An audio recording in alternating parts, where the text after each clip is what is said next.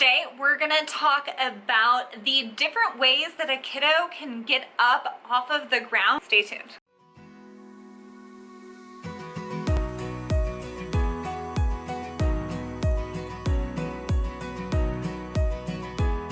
So there are a couple of different ways that your kiddo can get up off of the ground depending on where they are and their age range. There's gonna be the bear crawl to stand, the squat to stand, half kneeling to stand. First, we're gonna talk about probably the most common, which is the bear crawl to stand, especially when a kiddo is starting to learn how to move. So what that's gonna look like is they're on the floor, they're kind of crawling around, and then they decide they want to get up.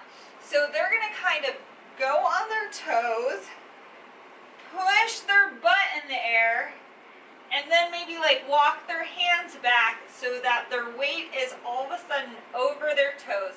At this point, they're going to kind of push their bottom forward to stand up. This is a great strategy for emerging walkers. If your kiddo is struggling with weight shifting and kind of pushing their hips back, you can put their hands up on a higher surface. So for example, you can get a foldable step stool or a weighted down diaper box or whatever's around, and you can help the kiddo put their hands up on this, get their feet a little bit closer, and then work on shifting their weight backwards, and they'll be able to come up.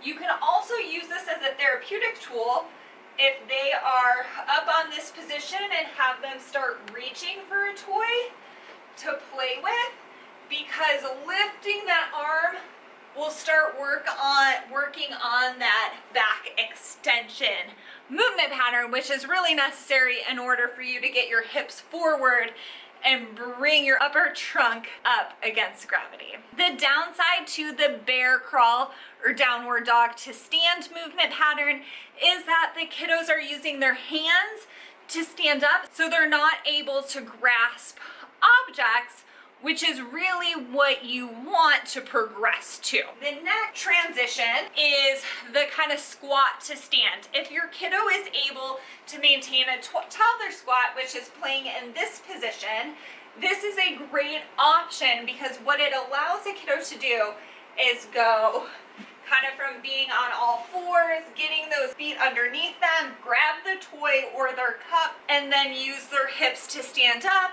and they can go walking.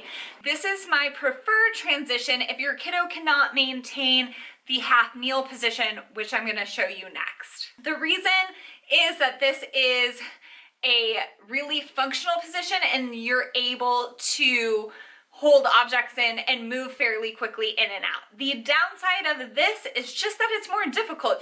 You really need to be able to have both the dorsiflexion range of motion here as well as a deep position of your hips here. And the range of motion from going from here all the way up is actually pretty difficult because you're requiring the muscles to fire at end range and push your whole body weight up against gravity. The next, highest level of transition is what a lot of us do as adults, which is essentially maybe we're on the ground, we get into what we call tall kneeling with both our knees on the ground, our toes are pointed behind us, and then we weight shift over.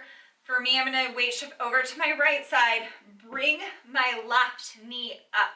Now this position is actually really tough because it's putting your hip flexors on stretch on the right side or the side where the knee is on the ground, and you're required to stabilize in this position. So if your kiddo has a difficulty being in this position, they're likely not going to be able to use this position to transition into standing. But this is a great strengthening exercise position. Have your kiddo be in this position, give them something to hold on to so they don't have to stabilize all of their weight, that they can have a little bit of extra support by having their hands hold on to something. And then work on just kind of reaching forward, maybe having a puzzle piece down here and the puzzle itself is up on a table. Your kiddo is in half kneeling, you're behind them, maybe giving them some support at their pelvis. They can reach down with their left hand, grab that puzzle piece. You're working on elongating the trunk on the right side, crunching or activating the muscles on the left side, bringing it up, reaching forward. And this reaching forward motion is the next step into getting into standing. So you have to weight shift forward. You've got to get that knee over your toes in order for you to essentially kind of curl the toes in the back, push with your glute here, and go almost into like a single leg lunge position to pull that leg underneath you. So I'm going to switch legs. You're here. You want to grab something. I'm just going to go using almost only my right leg. I'm not even curling my toes. I push off a little bit through the top part of my foot. My foot is pointed behind me. I push off. I kind of counterbalance a little bit just to kind of counterbalance my momentum in going forward. So that is the most ideal and most progressed version of standing. Now, your kiddo might do some in-between version, which looks a lot like this. Maybe they're here and they get this hip up, but what they do then is kind of like a modified half-kneel bear stand transition. This is my least favorite transition, and the reason why is because it's kind of like a purgatory of movement patterns. You get kind of stuck there, and unless you put something in place to switch up that movement pattern, it doesn't actually really get better on its own. And let me tell you why. So if you're in this position, look at how forward flex my trunk is. There's really not much room. My stomach is basically right here on my hip. I go forward, which is great. I transition forward so I can get my other leg underneath me and then kind of push up with both my hands. Now, if your goal is to eventually get your kiddo to do this position, look how different my trunk is when I'm here and it's laying forward than when I'm here and it's totally upright. Your muscles are firing in a totally different pattern when your trunk is here than when your trunk is here. Your hip on the right side is much more lengthened here, where it is totally shortened here.